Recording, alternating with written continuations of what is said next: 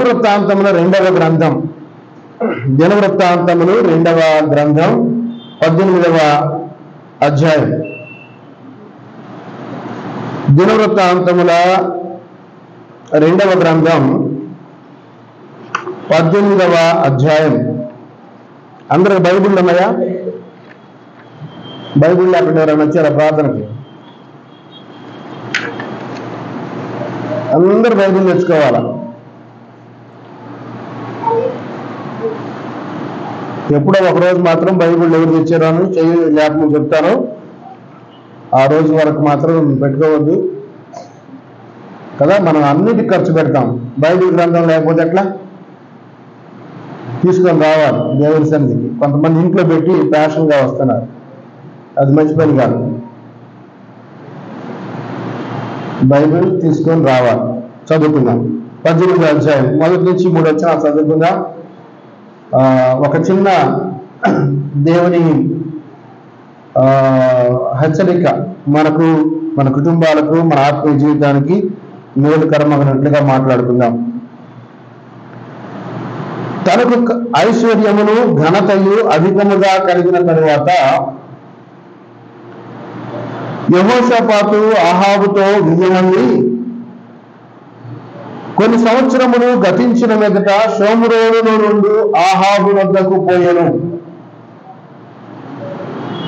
అహాబు అతని కొరకు, అతని వెంట వచ్చిన జనుల కొరకు అనేకమైన గొర్రెలను, పశువులను పోయించి తనతో కూడా రామోత్గిలాదు మీదికి పోవుటకు అతనిని ప్రేరేపించెను. ఇశ్రాయేలు రాజైన అహాబు యూదా రాజైన యెహోషాపాతును చూచి, నీవు నాతో కూడా రామోత్గిలాదు మీదికి వచ్చెదవా అని అడుగగా, యెహోషాపాతు, నేను నీ వాడను, నా జనులు నీ జనులు, నేను నీతో కూడా యుద్ధములకు వచ్చెదమని చెప్పెను.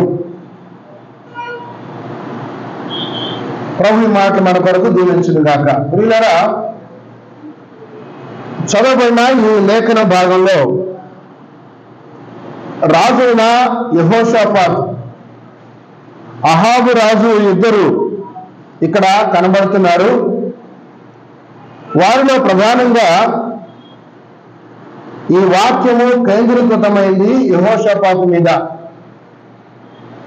ఈ యెహోషాపాతు ఇశ్రాయేలుకు రాజు ఉన్నాడు, లేక యూదా రాజు. ఇశ్రాయేలు ప్రజలు 2 భాగాలుగా అయ్యారు.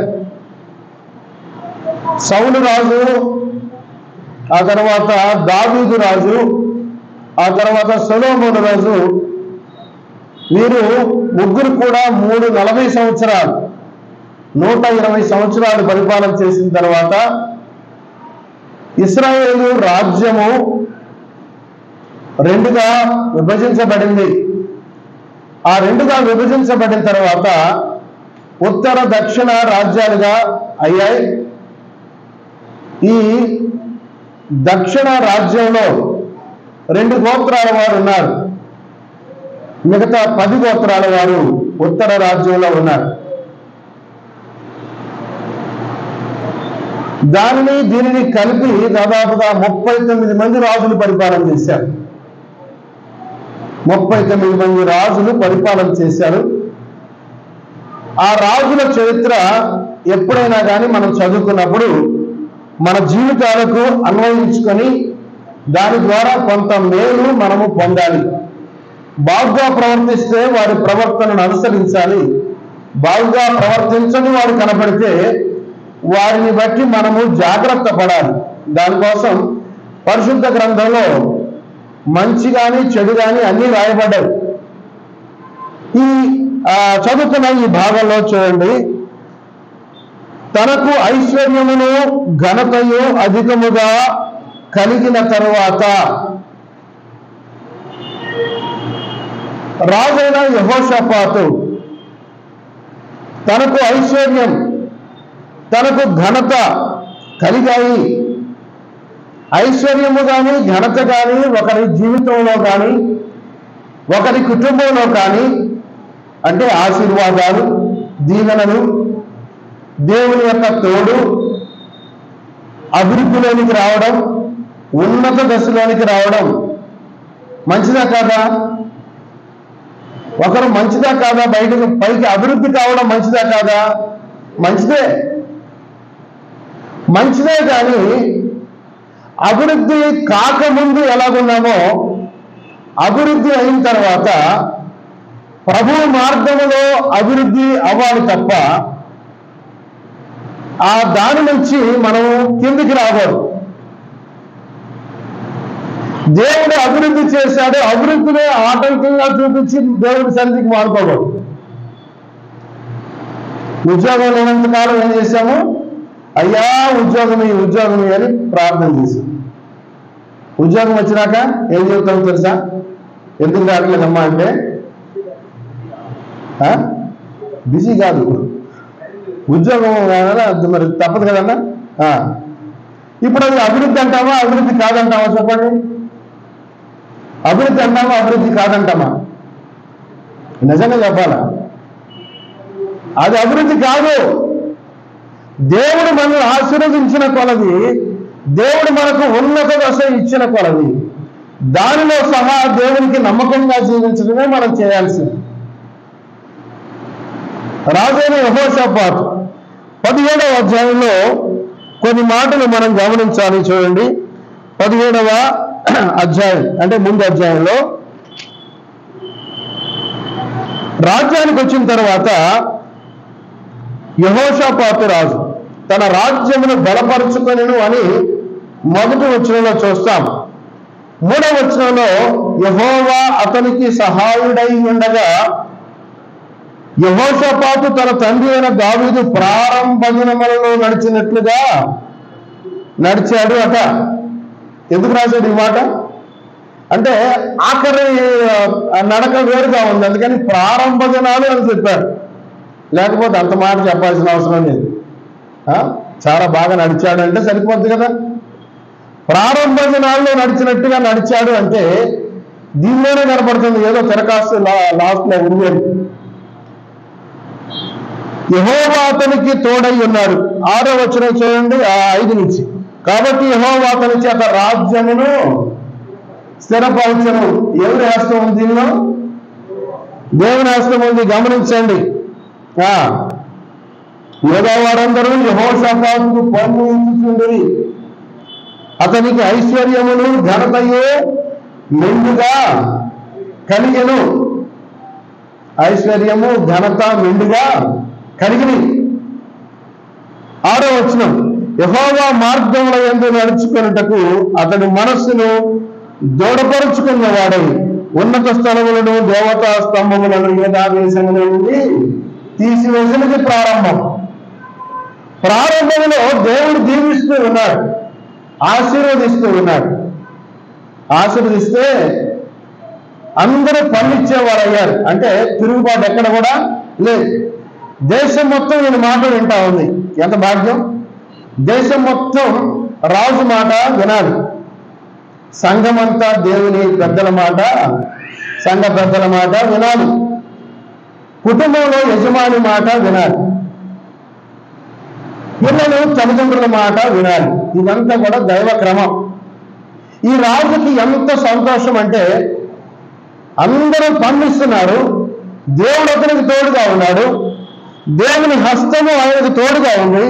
ఇదంతా భావం. ఆ తర్వాత 7వ వచనం నుంచి ఇవన్నీ ప్రారంభ దినాలే. ప్రారంభ దినాల్లో ఎంత భక్తిగా మనం ఉంటామో ఈ యెహోషాపాతు యొక్క మొదటి జీవితాన్ని చూస్తే మనకు అర్థమవుతుంది. 7వ వచనం నుంచి చూస్తే దేశంలో అంతా కూడా ధర్మశాస్త్రాన్ని బోధించాలని ఏర్పాటు చేశాడు. ఏం ఏర్పాటు చేశాడు అంటే దేవుని ధర్మశాస్త్రానికి అంటే వాక్యానికి ఎంతో ప్రాధాన్యత ఇచ్చాడు. దేవుని ధర్మశాస్త్రాన్ని అన్ని ఊళ్ళల్లో కూడా దేవుని ధర్మశాస్త్రాన్ని ప్రకటించాలి. అప్పట్లో దేవుని ధర్మశాస్త్రం అందరి దగ్గర ఉండేది కాదు. ఇప్పట్లో మన భాగ్యం అది, అందుకే బైబిల్ తేవాలని చెప్పి. ఇప్పుడు మన భాగ్యం ఎంత గొప్పది, దేవుని వాక్యం మన చేతుల్లోనే ఉంది కదా. అప్పట్లో అందరి దగ్గర ఉండేది కాదు. దాన్ని తీసుకొని వెళ్ళి చదవాలి, దాన్ని తీసుకొని వెళ్ళి వినిపించాలి. అది కొంతమంది దగ్గరే ఉంటుంది. రాజు దాని కొరకై దాన్ని రాయించి ఒక కాపీ పెట్టుకోవాలి కదా, పరిపాలన చేసేవాడు. ఇవన్నీ కూడా మనకు కనబడతాయి. అందుకే ఎజ్రా కాలంలో ఆయన లేచి వాక్యం చెప్తా ఉంటే ఆ ప్రజలందరూ కూడా ఆయన లేచినంతసేపు లేచే ఉన్నారు. లేచినంతసేపు ఆయన చెప్పినంతసేపు వాక్యం విన్నారు. ఎలాగ విన్నారు? నిలబడే విన్నారంట. ఇప్పుడు నిలబడమంటే అసలు చర్చికి ఎవరు రారు, కనీసం మర్యాద లేదండి వాళ్ళ కథలో అంటారు. నిలబడే వాక్యాన్ని విన్నారు. నా దేవుడు నా కోసం ఏం చెప్పబోతున్నాడో. అట్లాగైతే యెహోషాపాతు మరొక మంచి పని చేశాడు. ఏంటంటే రాజ్యము స్థిరపరచుకోవడం మాత్రమే కాకుండా తన రాజ్యమును తన ప్రజలను వాక్యమును స్థిరపరిచాడు. దేనిలో స్థిరపరిచాడు? వాక్యములో కూడా, దేవుని ధర్మశాస్త్రములో కూడా బలపరిచాడు. 9వ వచనం చూడండి. వారు యెహోవా ధర్మశాస్త్రమును చేతపుచ్చుకొని యోధా వారి మధ్య ప్రకటన చేయుచు యోధా పట్టణములన్నిటను సంచరించుచు జనులకు బోధించిరి. ఆ తర్వాత 12వ వచనం 17వ అధ్యాయం 12వ వచనం. యెహోషాపాతు అంతకంతకు గొప్పవాడై యోధా దేశమందు కోటలను సామాగ్రిని నిలువ చేయి పట్టణములను కట్టించెను. తన రాజ్యములో కావలసినవన్నీ కూడా అమరుస్తూ ఉన్నాడు. ఇది సైన్యము యొక్క సర్దుబాటు. సైన్యమును సిద్ధం చేసుకున్నాడు. ఎంతెంతమంది ఉన్నారో అవన్నీ కూడా చెప్పబడ్డాయి. కనుక 3 భాగాలుగా 17వ అధ్యాయం కనబడుతుంది. యెహోషాపాతు జీవితంలో, వ్యక్తిగత జీవితంలో పరిశుద్ధత లేక దేవుని యొక్క భయమును కొనసాగించాడు. రాజ్యంలో తన పరిపాలన చేసే రాజ్యంలో కూడా దేవుని వాక్యము, దేవుని యొక్క భయము ఉండేటట్టుగా చేశాడు. ఆ తర్వాత చూస్తే 10వ వచనంలో చూడండి, ఒక మాట ఉంది, మంచి మాట ఉంది. 17:10 యోధా చుట్టూ ఉండే దేశముల రాజ్యములన్నిటి మీదకి యెహోవా భయము వచ్చెను. ఎందుకు వచ్చిందంటే యెహోవా భయం? దేవుని వాక్యాన్ని ప్రకటన చేస్తే ఏమొచ్చింది అమ్మా? ఏమొచ్చింది? దేవుని భయం వచ్చింది. దేవుని వాక్యము ప్రకటిస్తే, దేవుని వాక్యము ప్రకటించబడితే, ధర్మశాస్త్రము ప్రకటించబడితే ఏమొచ్చింది? అప్పుడు భయం వచ్చింది. ప్రజలకు అందరికీ భయం వచ్చింది. చుట్టూ ఉండే రాజ్యములన్నిటికీ మీదికి కూడా భయం వచ్చింది. దేవుని వాక్యం అంటే ఏం రావాలి? దేవుని వాక్యం అంటే ఏం రావాలమ్మా? అబ్బా ఏం చెప్పినా చెప్పాడండి కదా, అది కాదు రావాల్సింది. ఏం చెప్పాలి? దేవుని భయము రావాలి. ఈరోజు ఒక సంగతి నేర్చుకుంటున్నాం. ఈ విషయంలో మనం భయము కలిగి దాని ప్రకారం నడుచుకోకపోతే ప్రార్థన రావడమే అవసరం లేదు. ప్రార్థనకు వచ్చిన తర్వాత ప్రయోజనం ఉండాలి. దేవుని భయము ఆ చుట్టూ ఉన్న ప్రదేశాల మీదకి వచ్చింది. కారణం ఏంటంటే అక్కడ వాక్యము ప్రకటించబడింది. ఇలాగ అభివృద్ధి అయిన తర్వాత యెహోషాపాతు రాజు ఏం చేశాడు? కలిగిన తర్వాత అన్నాడు. ఐశ్వర్యము ఘనత దేవుడు ఇచ్చేవిగా ఉన్నాయి. ఇలాగా తప్పిపోయినటువంటి వారిని కొంతమందిని జ్ఞాపకం చేస్తాను. చూడండి, 17వ లేక 2వ దినవృత్తాంతాల గ్రంథం 26వ అధ్యాయం చూడండి. 2వ దినవృత్తాంతాల గ్రంథము 26వ అధ్యాయం 16వ వచనం. రాజైన ఉజ్జియా గురించి మనం ఇక్కడ చదువుకుంటాం. అయితే అతడు స్థిరపడిన తర్వాత మనస్సున గర్వించి, అతడు స్థిరపడిన తర్వాత మనస్సున అంటే స్థిరపడటం కొన్నిసార్లు దేనికి కారణమవుతుంది? కాబట్టి ఒకరికి స్థిరపడుతున్నారు అంటే చాలా జాగ్రత్తగా చూసుకోవాల్సింది ఏంటంటే ఏమి రాకుండా చూసుకోవాలి అమ్మా? ఏం రాకుండా చూసుకోవాలి? స్థిరపడటం మంచిదా కాదా? డబ్బు సంపాదించుకోవడం మంచిదా కాదా? ఆస్తులు సంపాదించుకోవడం మంచిదా కాదా? అన్నీ మంచిదే. స్థిరపడుతున్నాం అంటే ఉంది, జాగ్రత్త పడాల్సింది ఉంది. వారు ఎరుకో మీదకి పోయి యుద్ధం చేశారు కదా. ఎరుకో కోట వాళ్ళు కూలిపోయిందా లేదా? ఎరుకో బలమైన దుర్గం, కోటలు బ్రహ్మాండం, కోటలు కూల్చేశారు. కూల్చిన తర్వాత దేవుని యందు భయభక్తులు కలిగి ఉండాలి, దేవుని ఆజ్ఞ పాటించాలనే సంగతి మర్చిపోయారు కదా. అప్పుడేమైంది? వెంటనే తర్వాత మళ్ళా యుద్ధానికి పోయారు. ఇప్పుడే బాగా మంచిగా కత్తి బాగా పదులుగా ఉంది, ఇప్పుడే వేసేద్దాం అందదని చెప్పి దేని మీదకి పోయారు? హాయి మీదకి పోయారు. హాయి మీదకి పోతే ఏమైంది? హాయి మీదకి పోతే ఓడిపోయారు. హాయి మీదకి పోతే హాయిగా ఉండాల్సింది పోయి కష్టాలు వచ్చి పడ్డాయి. ఎంత కష్టం వచ్చిందంటే ఇక యెహోషువ తల కాళ్ళ సందులు పెట్టుకున్నాడు. ఇంతే, ఎంత గందరగోళం అయిపోయిందో. ఒక జయము వెంట మనం చూసుకోవాల్సింది ఏంటంటే, మనము బాగున్నామా, మన ఇల్లు బాగుందా, మన ఆత్మీయ స్థితి ఎలాగుంది, దీన్ని చూసుకోవాలి. అంతేగాని దీనిని నిర్లక్ష్యం ఎంత మాత్రం కూడా చేయకూడదు. జయము ఇవ్వడం దేవుని వంతు కదా. మనం చదువుకుంటాం కదా, దావీదు చెప్పారు, యుద్ధము యెహోవాదే. యెహోషాపాతు కూడా తర్వాత చెప్పాడు, మీరు కాదు యుద్ధం చేసేది దేవుడే. తర్వాత తెలిసినని చెప్పాడు. ఎవరు చేస్తారు యుద్ధం? దేవుడు చేస్తాడు. కాబట్టి మనము సరి చేసుకొని సెపరేట్ గా ఉండాలి. 16వ వచనంలో ఏం చదువుకుంటున్నాం? అతడు అంటే ఉజ్జియా స్థిరపడిన తర్వాత అతడు మనస్సున గర్వించి చెడిపోయాను. మనస్సున గర్వించి చెడిపోయాడు. ఏం చేశాడు? అతడు ధూప పీఠము మీద ధూపము వేయుటకై యెహోవా మందిరములో ప్రవేశించి తన దేవుడైన యెహోవా మీద ద్రోహము చేశాను. ఉజ్జియా రాజునైనా, యెహోషాపాతు రాజునైనటువంటి మనందరినైనా స్థిరపరిచేది ఎవరు? స్థిరపరిచేది మన దేవుడు. స్థిరపరిచిన తర్వాత మనము గర్విస్తామేమో జాగ్రత్తగా గుర్తుపెట్టుకోవాలి. గర్వము నాశనములకు ముందు గర్వము నడుస్తుంది, దేవుని వాక్యం సెలవిస్తా ఉంది. కాబట్టి గర్వము రాకుండా చూసుకోవాలి. బాగా పాట పాడుతున్నామా, బాగా పరిచయం చేస్తున్నామా, బాగా వాక్యం చెప్తున్నామా, బాగా దేవుని కానుకలకు దేవునికి ధారాళంగా ఇస్తున్నామా, దేవునిలో కూడా గర్వం రావడానికి అవకాశము ఉంది. దేవుని బిడ్డలను పడగొట్టాలి, చెడగొట్టాలి అని అంటే సాతానుడు ప్రయోగించే అస్త్రం ఏంటి తెలుసా?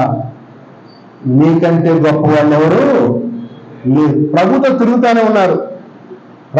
ప్రభుతో ఉన్నారు. ప్రభు ఎంత తగ్గించుకున్నాడో ఇప్పుడు మనం ఆరాధనలో విన్నాం కదా. తన టవల్ తీసుకొని నడుము కట్టుకొని ఒక బేసిన్ పెట్టుకొని కాళ్ళు కడుగుతున్నాడు. ప్రభు ఎంత తగ్గించుకుని అంతా చూస్తూనే ఉంటారు. ఎవరు గొప్పవారని వాళ్ళే మధ్యలో ఏం చేసుకుంటా ఉంటారు. ఎవరు గొప్పవాళ్ళు, ఎవరు గొప్పవాళ్ళు, ప్రభుకి ఏం చేయాలి అర్థం కాదు. సండే స్కూల్ పిల్లలను చూస్తే భలే ఉంటుంది. VPSలో ముందు చూస్తే అక్కడ జరుగుతూనే ఉంటుంది. బాగా పాట పాడుతూనే ఉంటారు, యాక్షన్ చేస్తూ ఉంటారు. సామెలో వీళ్ళందరూ పాటలు పాడుతున్నారు పిల్లలు స్టేజ్ మీద. వీళ్ళు ఒకళ్ళు భలే కొట్టుకుంటూ ఉంటారు. అసలు ఎంత కొట్టుకుంటారంటే సీరియస్గానే కొట్టుకుంటారు వాళ్ళు. మరి మామూలుగా చూస్తే ఎంత అంటే ప్రభు కూడా వాళ్ళకి నాకు అనిపించింది. ప్రభు కూడా ఆ రోజు ఎవరు గొప్పవాళ్ళని వాళ్ళలో వాదము పుట్టగా ఎన్ని చూస్తే ప్రభు కూడా ఏమనిపించదు అంటే మన VPS గుర్తొచ్చాడు కదా. ఎవరు గొప్పవారు? ఏం కావాలి ఇప్పుడు? ఎవరు గొప్పవాళ్ళని కావాలి. ఒక వచ్చింది ప్రార్థన చేయడానికి, అయ్యా నా కొడుకులు ఇద్దరు నీ పక్కన అటొకరు ఇదొకరు ఉండాలి, వేరే వాళ్ళు ఎవరు దానికి మిగతా వాళ్ళ మొత్తాన్ని పక్కన ఎన్నేసేసింది. కాబట్టి గర్వం, నేను గొప్ప అనేటువంటిది వచ్చింది అంటే మనము ఏం రాశారు అక్కడ? గర్వించి చెడిపోయాను. గర్విస్తే ఏమైపోతాం? గర్విస్తే ఎవరైనా సరే చెడిపోతారా? ఎవరైనా చెడిపోతారు. చెడిపోయి ఏం చేశాడు తెలుసా? యాజకులు చేయాల్సిన పని ఏం చేశాడు? ఎవరికి ఏ పని చేయాలో ఆ పని చేయాలి. ఎవరికి ఏ పని దేవుడు అప్పగించాడో ఆ పని చేయాలి. కానీ ఏముంది? స్థిరపడ్డాను కదా అని పూనుకున్నాడు. పూనుకున్నందువలన ప్రమాదము వచ్చింది. ప్రియులారా, 12వ అధ్యాయం చూడండి. మరొక రాజు. ఎందుకు రాశారు? ఎంతమంది రాజులు ఏ విధంగా చేసిన వాళ్ళు? 12వ అధ్యాయం మొదటి వచనం.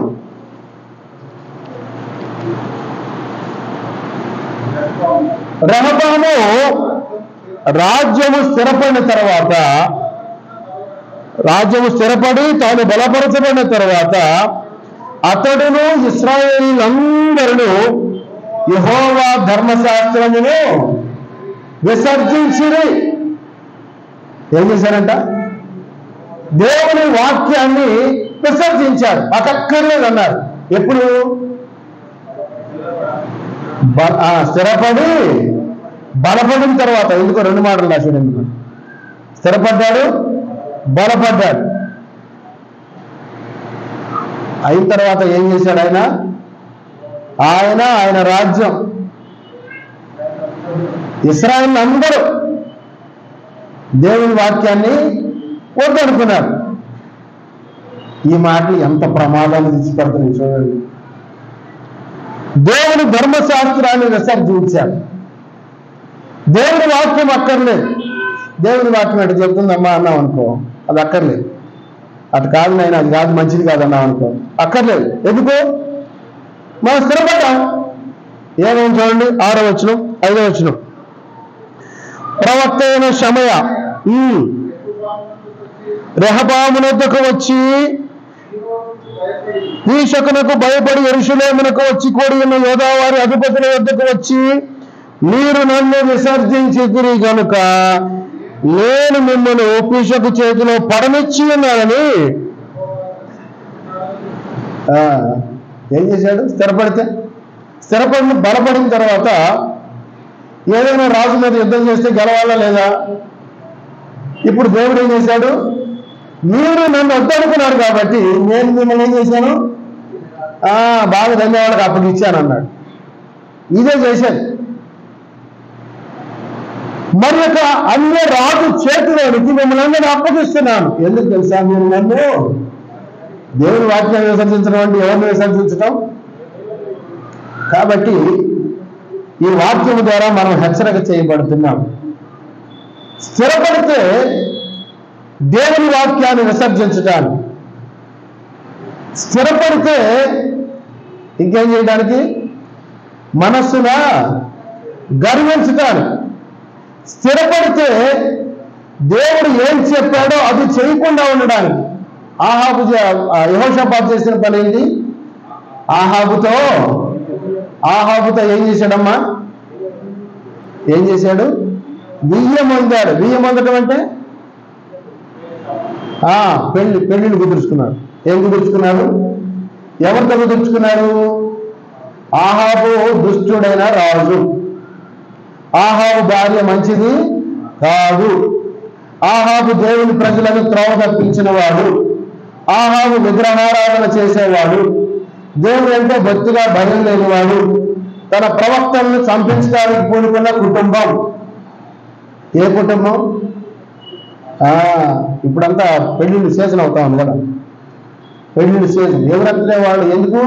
మా బంధువులు కాబట్టి. ప్రభు నమ్మలేదు కదమ్మా, ఏం చేస్తామన్నా తప్పదు. ఎవరినైనా మనం సర్ది చెప్పుకోవాల్సిందే, కానీ దేవుడికి ఏం సర్ది చెప్తారు చెప్పండి? దేవుడికి కూడా చెప్తాం అదే మాట. దేవుడిని నమ్మని వారిని తీసుకొచ్చి పెట్టుకోవచ్చా? ఒక దుష్టుడైనటువంటి రాజుకి ఆయన తన కుమారునికి తీసుకొచ్చి ఆయన కూతురుని తీసుకొచ్చి చేసుకున్నాడు.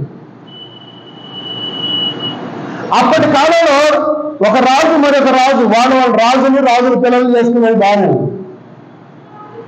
ఇప్పుడు దేవుని శాసనం ఏంటంటే ప్రభువుని ఎరిగిన వారిని మాత్రమే వివాహం చేసుకోవాలి. ఆ కుటుంబం ఎలాంటిదో చూసుకోవాలి. వారు మన పిల్లలను భయభక్తిలో ఉంచగలుగుతారా లేదో చూసుకోవాలి. మన పిల్లలు అక్కడికి వెళ్ళిన తర్వాత దారి తప్పుతారేమో చూసుకోవాలి. అదేమీ లేకుండా ఎందుకైంది ఈ సంగతి అంతా?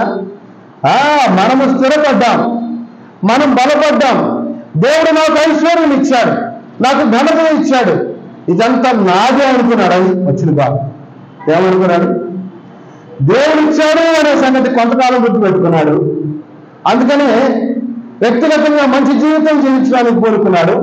విగ్రహాలను తీసివేశాడు. రాజ్యంలో దేవుని యొక్క వాక్యాన్ని బాగా పంపించాడు. ఆ తర్వాత సైన్యాన్ని బలపరుచుకున్నాడు. ఎంత క్రమం చూడండి, అంతా బాగుంది. కానీ ఈ 18వ అధ్యాయంలోకి వచ్చేసరికి ఏమైంది తెలుసా? ఏమైంది? 18వ అధ్యాయం వచ్చేసరికి అంతా తారుమారైపోయింది. తనకు కలిగింది. లూకాసు వార్తలో ఒక మాట చదువుకుందాం. లూకాసు వార్త 12వ అధ్యాయం 15వ వచనం. లూకాసు వార్త 12వ అధ్యాయం 15వ వచనం. ఒకని కలుగు విస్తరించుట వాని జీవమునకు మూలము కాదు. చూసారా మాట? జాగ్రత్త గుర్తుపెట్టుకోవాలి. ఇట్లాంటి వాక్యాలు అండర్లైన్ చేసుకోవాలి. ఈ మాట ఎంత ప్రాముఖ్యమైన మాట. ఎవరు చెప్పారు? ప్రభువే చెప్పిన మాట ఏంటంటే కలుగు విస్తరించుట వాడి జీవమునకు మూలము కాదంటే మరి దేవునికి మూలం అవుతుందంట. జీవానికి మూలం కాదంటే మరి దేనికి మూలం అవుతుంది? అయ్యా సత్పురుషుడా, నువ్వు బ్రహ్మాండంగా ఉన్నావు, నిత్య జీవానికి వారసుడు కావాలంటే నేనేమి చెయ్యాలంటే నీ అబ్బాయి నీకు ఒకటి పొదువుగా ఉంది అని అంటే ఏం చేశాడు వాడు? ఎవరు వాడు? ధనవంతుడు. ఏం చేశాడు?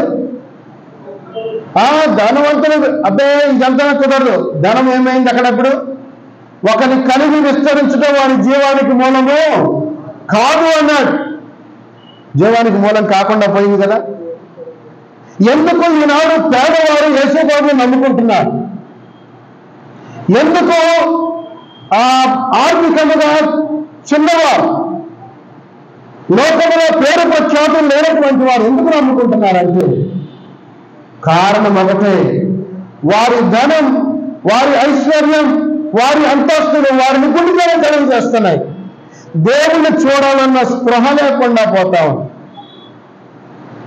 దేవుని కనుగొనాలి ఉంటుంది లోపల. ధనవంతుడికి ఉంది కదా, నిత్యరాజ్యానికి పోవాలంటే ఏం చేయాలన్నాడు. ఇక్కడ అంతా అయిపోయింది, ఆ రాజ్యం కూడా వేసేసుకుంటే అయిపోద్ది అనుకున్నాడు. అదంత సులభం కాదు బాబు, అవన్నీ అమ్మేసి అన్నాడు. ఏంటి ఇప్పుడు ఎవరు సంపాదించుకున్నాడు మొత్తం వదిలేయా? అట్లా అక్కర్లేదు అనుకున్నాడు.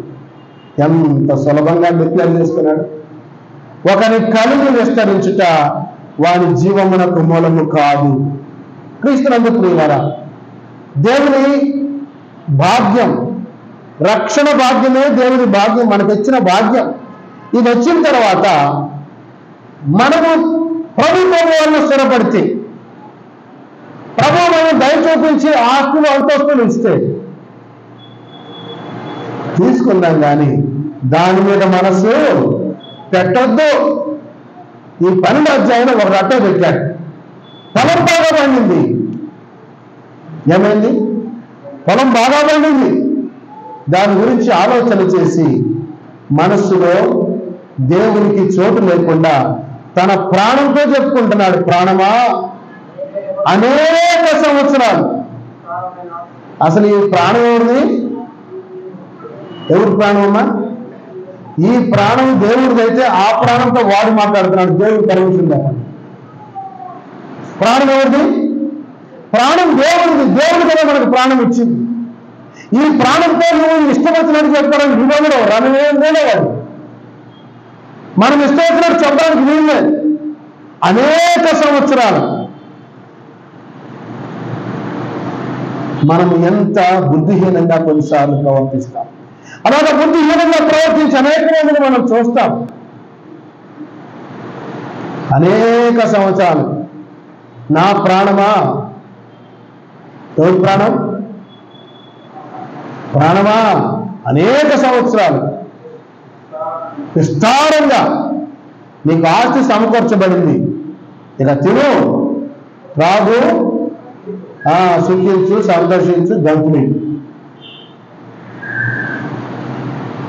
ఎవరైనా ఈ అభిప్రాయం కలిగి ఉంటే దాన్ని మానుకోవాలి. ఎవరైనా సరే ఈ అభిప్రాయం కలిగి ఉంటే మానుకోవాలి. ఇది ఎలాంటి అభిప్రాయం? ప్రభు ఏమన్నాడు అతను ఏమన్నాడు? ఆ ధనవంతుడిని లేక ఆ పంట పండించిన రైతులు ఏమన్నాడు?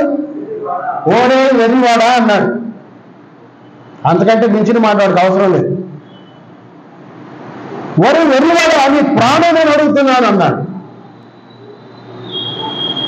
కాబట్టి ఈ యెహోషాపాతు యొక్క మలి జీవితం, తొలి జీవితం కాదు, మలి జీవితం, ఉజ్జియా యొక్క మలి జీవితం, ఇంకోడు రెహబాము యొక్క మలి జీవితం ప్రమాదకరంగా కనబడుతున్నాయి. అలాంటి చిక్కుల్లో మనం ఎప్పుడు కూడా పడకూడదు. ప్రసంగి గ్రంథంలో మనం చూస్తాం, ఒకడు ధనధాన్య సమృద్ధి అనుగ్రహించినట్లయితే నువ్వు ఎవరిని కలిగింది అనుకోవాలి చెప్పాడు. చూడండి ఒకసారి 3వ అధ్యాయం అనుకుంటాను.